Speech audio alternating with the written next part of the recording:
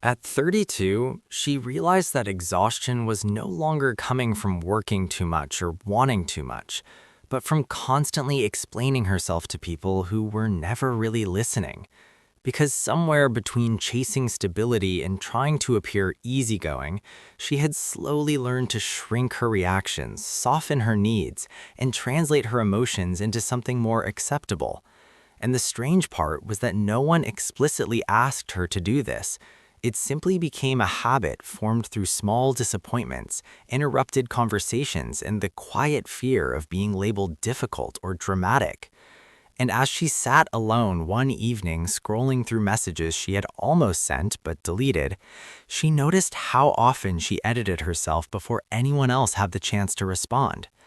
And this realization did not arrive with anger or sadness, but with clarity, because she finally saw that self-abandonment can look very calm from the outside, very mature, very controlled, while slowly disconnecting you from your own voice. And in that moment, she understood that growth was not about becoming less sensitive or more adaptable, but about recognizing when adaptation turns into erasure. And although she did not yet know how to change everything, she knew one thing with certainty. She no longer wanted to build relationships where being understood required constant translation. And this awareness, quiet but firm, marked the beginning of a different kind of strength, one rooted not in proving her worth, but in refusing to disappear for the comfort of others. Over the next few days, that awareness stayed with her in subtle ways, surfacing during ordinary moments like when she hesitated before replying honestly to a question or felt the familiar urge to smooth over her feelings with humor. And she began to notice how deeply ingrained this reflex was, how often she anticipated misunderstanding before it even happened, adjusting her tone, her words, even her expectations. And what surprised her most was not how others reacted, but how tense her body felt while doing it, as if holding back truth required a constant, invisible effort.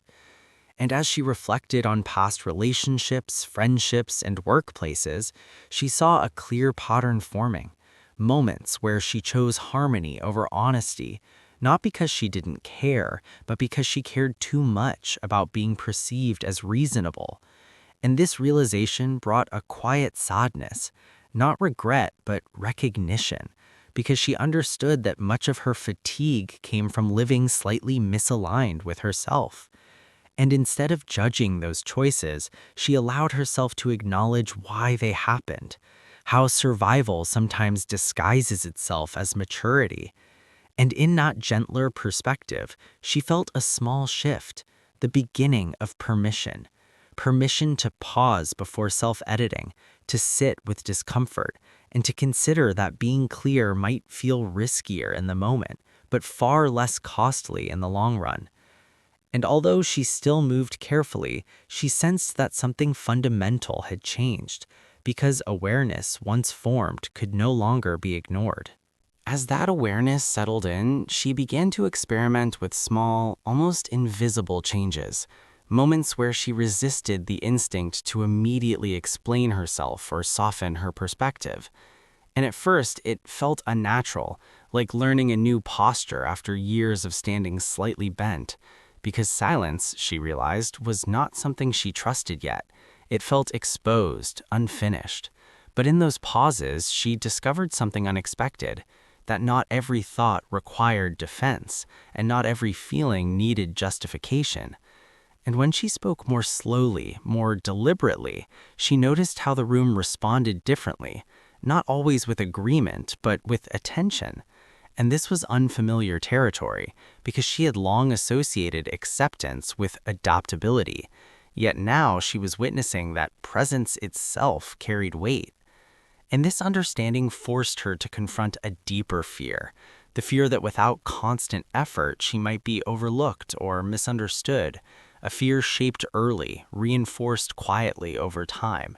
And as she traced it back, she saw how often she equated being valued with being easy. And this recognition stirred a mix of grief and relief, grief for how much she had minimized herself, and relief in realizing that this pattern was learned, not inherent, and therefore could be unlearned. And although each moment of restraint still felt deliberate, almost fragile, she sensed that these small acts of honesty were accumulating, not dramatically, but steadily, like laying a foundation beneath a life she was still actively living. And for the first time in a long while, she felt curious rather than anxious about who she might become if she allowed herself to remain visible without explanation. With that curiosity growing, she started to notice how deeply her habits were tied to timing, to the instinct of responding too quickly, filling space before anyone else could define it for her. And once she became aware of it, she saw it everywhere, in conversations with friends, and messages typed and erased, and decisions made faster than they needed to be, as if speed itself could prevent disappointment. But slowing down revealed something uncomfortable, that many of her rushed choices were not acts of confidence, but acts of self-protection, shaped by the belief that hesitation invited judgment. And this belief had followed her quietly into adulthood, disguising itself as efficiency, as independence, as being low maintenance. Yet when she deliberately delayed a response, even by seconds, she felt the tension rise, a subtle panic that she might lose control of the narrative. And sitting with that feeling was difficult because it forced her to confront how much of her identity had been built around anticipation rather than intention. But as she practiced pausing, she began to experience moments where nothing collapsed, where people waited, where outcomes remained intact. And these moments slowly rewired her expectations, teaching her that presence did not require immediacy, and that worth was not measured by how quickly she adopted. And through this process, she started to reclaim a sense of authorship over her own reactions, realizing that choosing when and how to engage was not withdrawal, but agency. And although this shift did not erase her old impulses, it softened their urgency, allowing her to move through interactions with a growing sense of internal alignment, as if she were finally acting from a place that belongs to her rather than one she had learned to perform. As she became more grounded in this slower, more intentional way of responding, she began to recognize how often her emotional energy had been spent managing other people's comfort, anticipating reactions, adjusting her tone to avoid tension, and once she saw it clearly, it was impossible to unsee, because even in moments of rest, her mind would quietly rehearse conversations, replaying what she had said and what she should have said differently, and this constant internal negotiation had left her tired in a way that sleep never fully repaired. And acknowledging this exhaustion felt both validating and unsettling, because it meant accepting that her burnout was not a failure of resilience, but a signal that something fundamental needed to change. And instead of pushing past it, as she always had, she allowed herself to sit with that truth, noticing how unfamiliar it felt to honor fatigue without immediately explaining it away. And in doing so, she uncovered a deeper longing, not for escape or reinvention, but for relationships and environments where she could exist without constant calibration, where her presence did not require performance. And this realization carried a quiet sadness because it meant admitting that some connections had been sustained more by effort than mutual understanding. Yet alongside that sadness came a growing sense of self-respect, because she was finally listening to herself without interruption. And as she moved through her days with this awareness, she noticed subtle shifts, moments where she chose honesty over likability, rest over obligation. And although these choices sometimes felt lonely, they also felt clean, unburdened by the aftertaste of self-betrayal. And gradually, she began to trust that clarity, even when uncomfortable, was less costly than the endless labor of being everything except herself.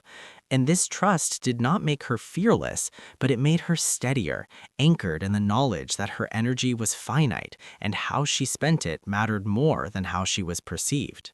By this point, she started to realize that choosing herself was not a single decision, but a continuous practice, one that required attention in moments that seemed insignificant, like deciding whether to explain a boundary or simply state it, whether to respond immediately or allow silence to exist without filling it. And this practice was far more challenging than any dramatic turning point because it asked her to remain present with discomfort instead of escaping it through compliance. And there were days when old habits resurfaced effortlessly, when she caught herself over apologizing or reshaping her feelings to sound more reasonable. And rather than criticizing herself, she began to observe these moments with curiosity, understanding that unlearning patterns formed over years would not be linear. And this gentler approach created space for patience, both with herself and with the process. And as she paid closer attention, she noticed how her body responded when she honored her truth, a sense of relief in her chest, a steadiness in her breathing, subtle signals that had always been there but previously ignored. And these physical responses became guides, helping her distinguish between decisions rooted in fear and those grounded in alignment. And through this awareness, she started redefining what strength looked like, realizing it was not about endurance or emotional restraint, but about responsiveness, the ability to listen inwardly and adjust accordingly. And while the shift did not eliminate uncertainty, it made it feel manageable because she was no longer trying to outrun discomfort, but meeting it with presence.